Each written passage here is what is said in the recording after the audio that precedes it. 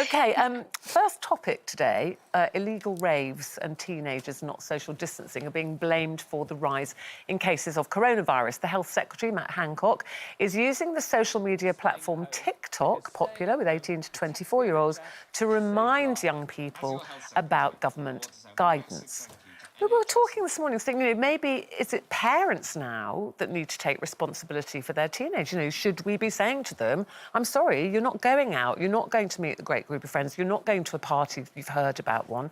Is it up to us to kind of ground them? I don't know if you can ground teenagers. I mean, it depends what teenager we're talking about. If they're 13, 14, 15, obviously, yes, I would still ground them, even 16. But I think 17 and definitely 18, you can't really ground them, in my opinion. Not at 18, surely. Yeah.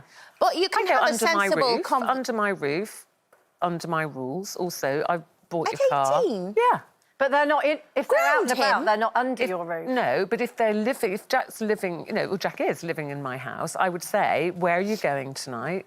Who you know, because now it's yes, I know you'd say that, but people. You couldn't ground him. How would you stop him getting out of the house? Well, I would just tell him very strongly and say, you know that car and you know your phone that we pay for, we'll have those back, please. Wow. Go on, Ruth. Come on, Ruth. What do you think, Kelle? You're so young, so you can be... I'm saying that now. I mean, I appreciate what you're saying. It's 18. difficult to say to them, you can't go out. But I think they need to have the rules explained to them. Although Jack's quite well behaved. Jack is. I'm using Jack as an example. I suppose it's more difficult if you've got a teenager that's a bit more kind of, you know, like rebellious. I mean, I've always thought but I've only got girls as well, which again I think is a little bit different, because with girls I've always given them the information. I quite often use newspapers. So if there's a story, you know, particularly to do with drugs or something, I'll go, oh look, this girl took this drug and look what's happened to her. So it's not really me kind of going no, no, no. I'm kind of giving them, and they do roll their eyes, but I do think it goes in a bit. So with this, I think what I would do is just it would only really pertain to Grace, who lives at home, and I would say, look, this is the situation. It's not ideal. You don't necessarily have to agree with it, but if you don't do it, you are breaking the law, I guess it is now, and you could get fined. And if you do, I'm not paying the fine. Yeah. That would be my... Absolutely. What do you think, Kelle? Because I think explaining, you know, Jack is pretty sensible, and I think you just have to explain to them this is what's happening, but you have younger children, so how would you feel about having to tell them, you know, they can't meet their friends, they can't go out? I'm not a big fan of illegal raves. I just think I think we could all use our time and energy and put it in much better places. Obviously, my children are 8 and 7, and they've got a birthday party coming up. And, you know, we got hit with the news just like everybody else, and we'd planned it way in advance. But I had to sort of leave a message for the parents and say, look, this is what's happened.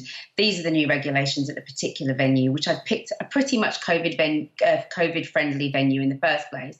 And I had to leave it to them to make that decision, because at the end of the day, it's their children and they are responsible for their safety. I mean, my children are quite COVID savvy, I would say, just because of my pre-existing condition.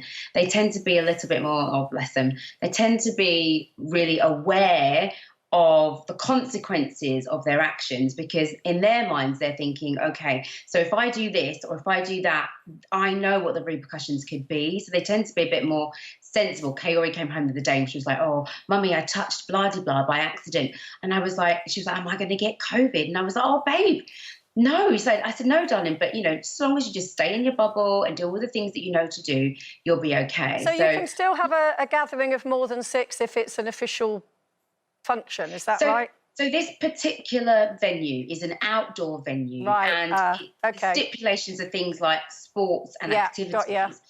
Yeah, and so therefore we were allowed to gather with more than 6 people. But I was, you know, really nervous about that. It's like, what do I do now? Do I cancel? How do I handle that? You know, do you pick off your favourite friends and then bin off a couple? And I was like, well, you know, I'm going to just put this to the parents because it's their children and they've got to make that decision. Yeah, that is something, Kelle, you're right, that people that had things maybe for 8 people, 10 people, you're going to have to decide now, aren't you? Do we cancel the whole thing, or do we say to Auntie Jean and John... Get rid of 2. Your bit. Sorry. It's a great excuse, though, to get rid of the 2 you'd actually only invite because you felt you had to.